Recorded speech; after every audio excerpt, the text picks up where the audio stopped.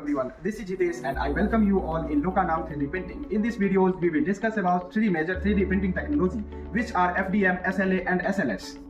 So let's start with FDM. For example, this is a grill for automotive industries, and if you talk about surface finish for FDM, then we can see layer lines and expect accuracy up to 100 and 300 microns. The raw material used in FDM are ABS, PLA, PETG, TPU and many more, and the process is including in filament extrusion. Now let's use some application when FDM is used for a small batch production, low cost and end use parts.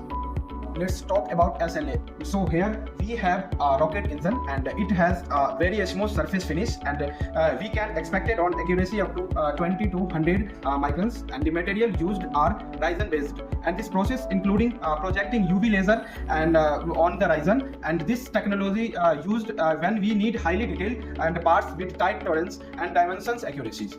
And the final one is SLS. So here we have a casing for electronics equipment. As we can see, it has a grainy surface finish. The expected accuracy is 80 to 140 microns. The material used are powder based such as nylon powder and many more. The process is included in using a high power laser to sinter and bind the powder. Let's see its application is a very efficient for medium watt productions and more isotopic compared to FDM. Thank you for watching this video.